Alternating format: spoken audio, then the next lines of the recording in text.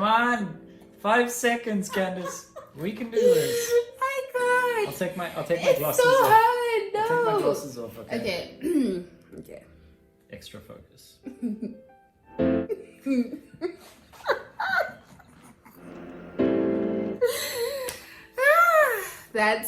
That's literally what happens every time I look into his eyes. I laugh. But it's not like laughing at him. It's more, I just laugh. For the sake of laugh. love. Basically. My jokes aren't half as funny as me staring. Oh, goodness. I cannot deal. Okay. Hi, I'm Candice Chidwa. I'm 25 years old. I'm a menstruation activist, author, podcast host, and social entrepreneur. Guten Tag. Mein Name. They call me Emil, and I'm a what do you call it? Like multidisciplinary artist person that does just too much to name, basically. Yeah. He's a slasher. I've recently just, instead of saying a million things and then slash in between everything, like a serial killer,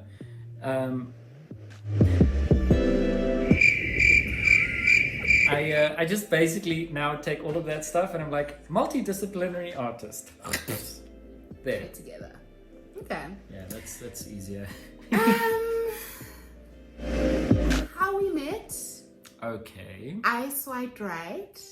I did not immediately swipe right. I saw this wonderful bundle of extremities known as skin and bones and brains on the top of the Empire State Building doing this. And I was like, okay, this looks like a totally fun, amazing person. And then I swiped right. Wow. I swiped right, he swiped right, and then 4 years later, we're almost four. Yeah, 3 point something. Yeah, we're here now. We're together. Extremities and all. Yes, we've lost none of them. Although my foot came close.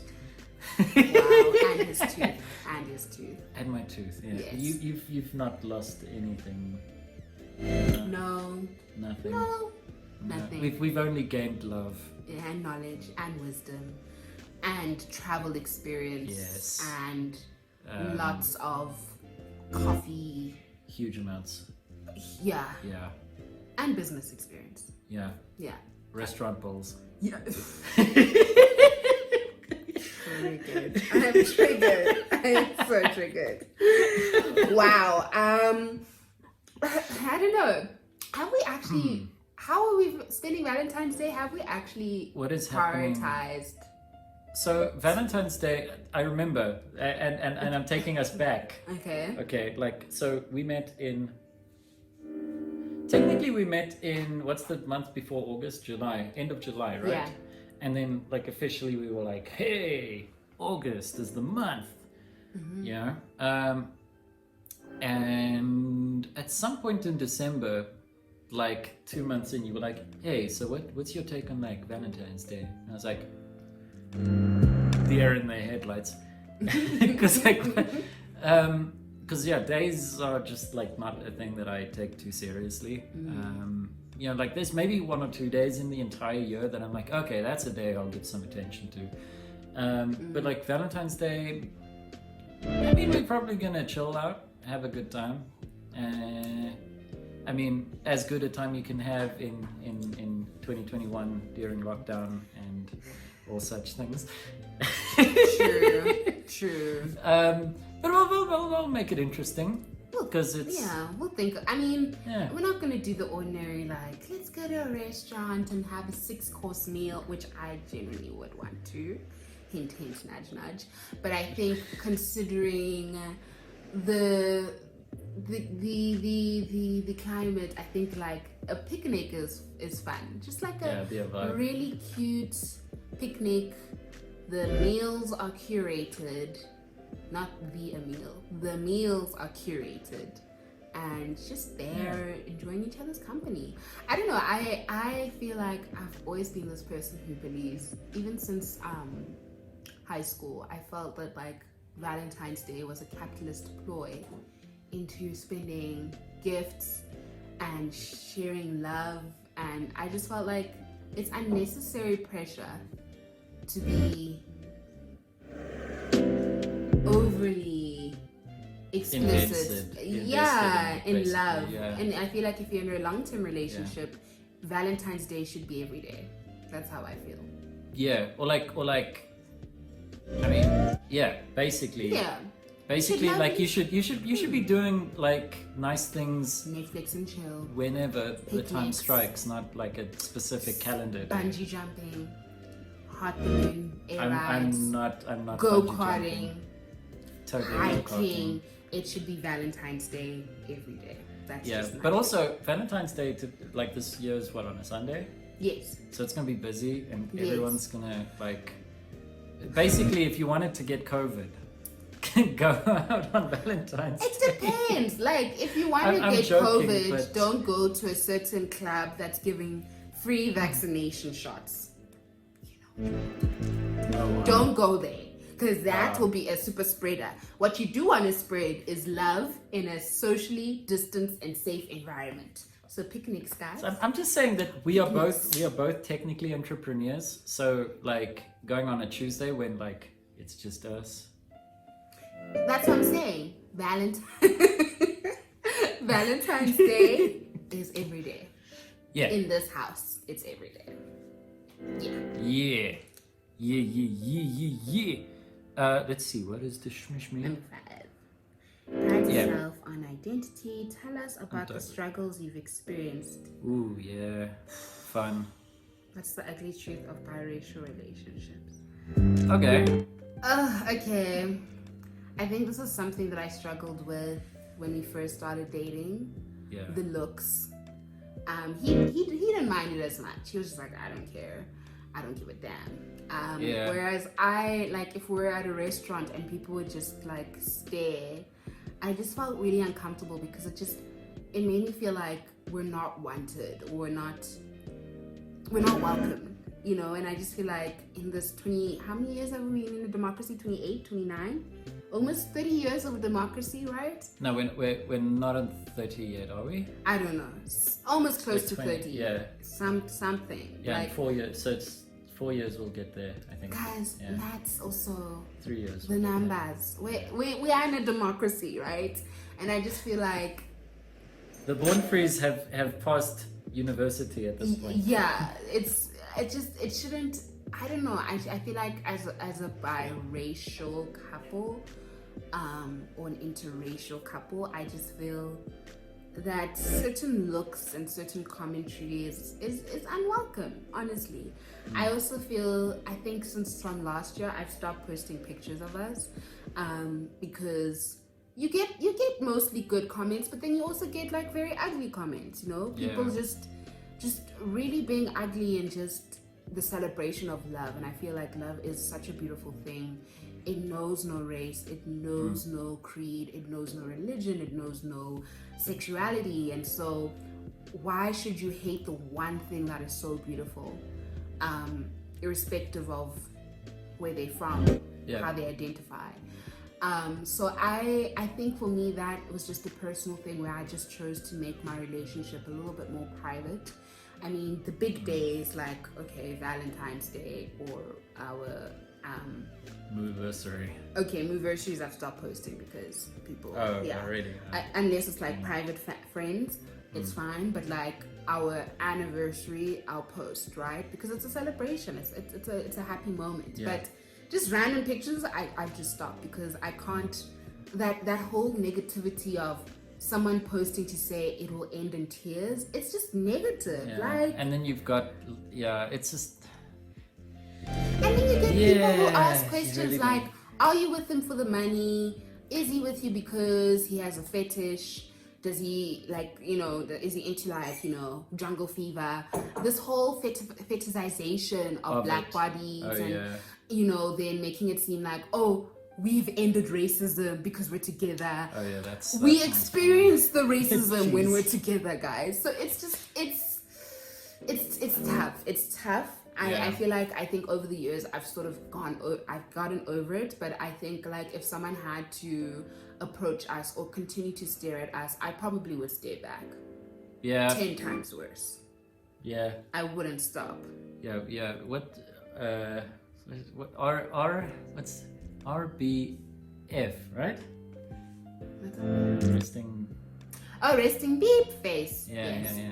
Yeah. No, I think what's nice is we live in Johannesburg, and over here it's relatively chilled. People are like, okay, cool. Yeah, it's kind of been a vibe for a while now. So. Yeah. Cool. Yeah.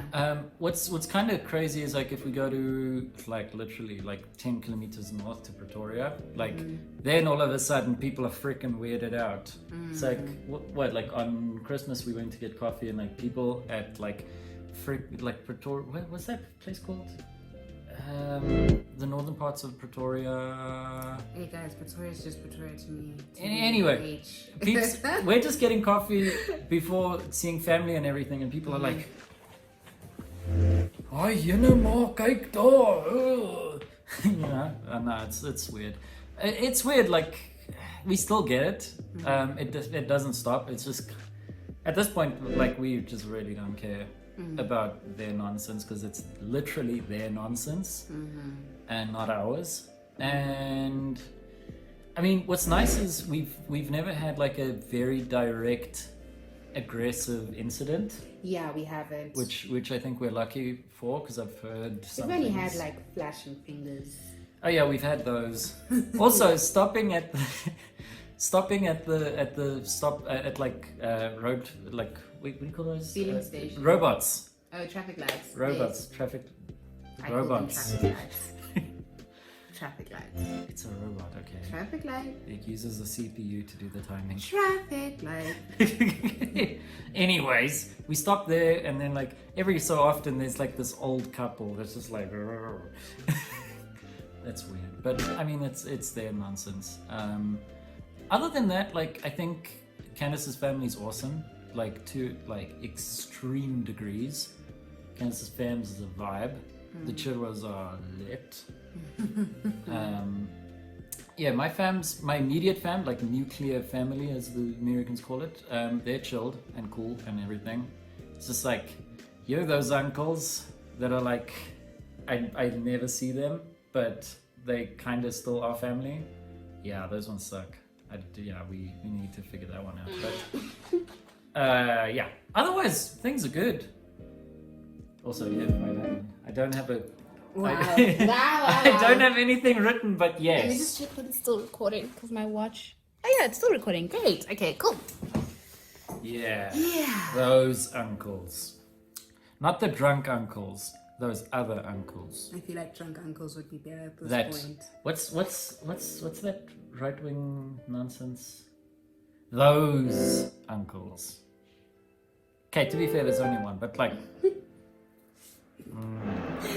Anyways. Otherwise, yeah, it's a vibe. Okay, we're number 6. Final one, share some light and positivity with as a couples. How do you overcome social pressures, norms that dictate what your relationship should be? How do you keep the flame burning? And the middle is a middle question. The $1 million question: does race matter in love? Okay, we'll start with the difficult one. Does race matter in love? I feel your background and your context can have a huge influence in the dynamics of your relationship, especially if you come from a background where historically there were certain views and perceptions of the race that you're dating now, and you have to challenge those perceptions. You have to unlearn them from a house where views are very different. So I think there definitely has to be a infusion of tolerance, understanding, and most importantly, respect. especially when you're in interracial relationships. You'll come across very different cultural aspects, and how things are done differently in different households, and you just have to respect it. You have to just understand it, and if you're especially in it for the long term, then you realize that when you start your family, you can choose as to whether you want those elements embedded in your family or not. So race does play a huge role, and it's just in the small things. I think just the power dynamics that come through from family, and then that just passes down into your relationship. I mean, the whole concept of race as a concept is kind of bizarre if you think long enough about it. But anyway, but what is quite interesting is when peeps from completely different cultural understandings of the world come together. There's this really dumb thing people do where they're like, oh no, we don't see color, blah blah blah blah blah. That's like the worst approach you can have to it, right? Because it literally takes away from the absolute specialness of someone. When you say you don't see color, I mean, if you're not if you're colorblind, fine, but you can't apply that statement to race and then be expected to have a solid mixed relationship. It won't work. You can't paint race relations with the same brush. You have to acknowledge the dynamics that exist. So the real dynamics that exist is when he stopped by a Metro Cop officer and I'm in the car, he'll be spoken to differently. But if the roles are reversed, it's a whole thing, It's white privilege. Yeah, I get reminded when it does happen, which I'm very thankful for, because sometimes you actually just don't know that it is what it is. Because it's not like the officer's like, hey, or someone you're interacting is like, hey, this is I'm being nice because so it's nice to have Candice because when she's there and stuff happens, she's like, hey, check yourself before you wreck yourself. Yeah, I think. But I mean, what's nice about it is there's, I mean, sure, every background has stuff that isn't necessarily amazing, but there is so much that is, and it's in finding those things that are really cool.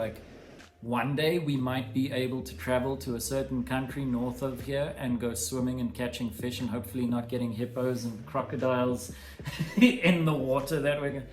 Like Malawi. Oh. Yeah. Oh, it's Yeah. So it's basically we'll get there and we're gonna go deep in them roots.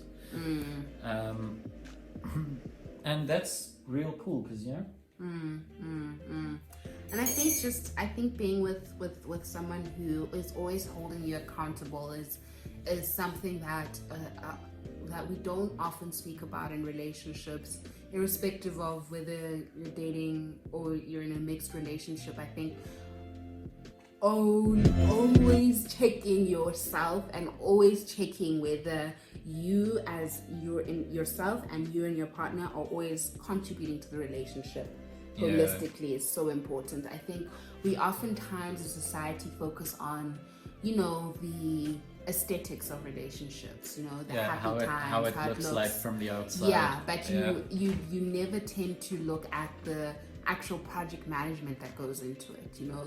The constant daily check-ins, also the honest and difficult conversations you have to have when you're both at different phases of your life, but you have to ride that wave of vulnerability and openness.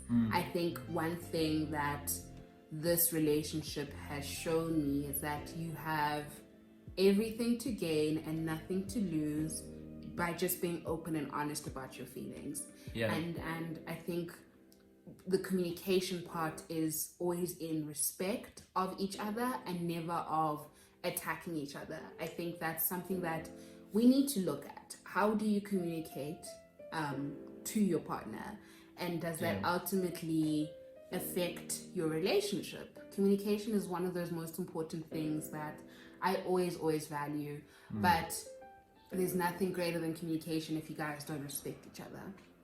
So that is just my takeaway. That and like understand what your partner loves and likes, and like what like that one is a because it takes a like it isn't always like immediately apparent of like what makes them tick and glow over with joy, and so it's like understanding that, but then also actually implementing it. It's not just like, oh, okay, this person likes being held for hours on end, like an inseparable sloth from another sloth. Well, you know what I mean. I'm making an example here. There's but it doesn't help you know that they like being held, and then you just never do the effort of actually and like on a continuous basis. That's quite important. You're together so that you can feel special, and when the world's against you, you have somebody in your court.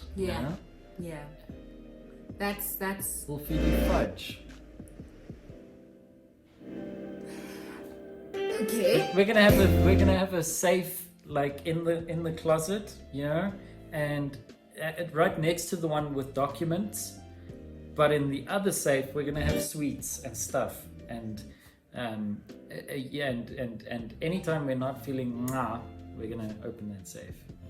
This is new information to me. This is after almost 4 years. I'm like, man wants to be fed fudge. No. It's for both of us, Candice. It's for both of us. So,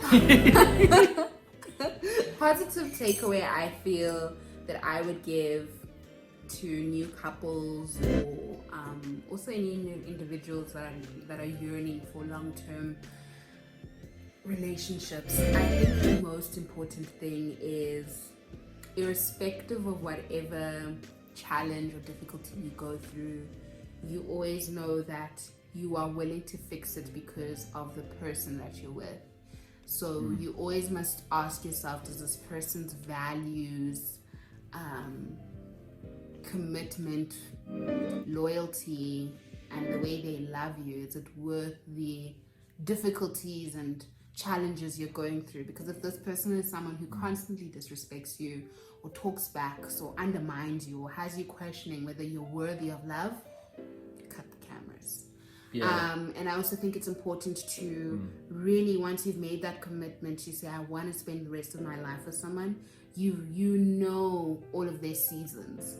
So what I mean by that is that when it's spring, you know that this is how they like when it's very happy, when they're very happy. When it's autumn, this is how they like when it's like, okay, they're a bit, upset, depressed.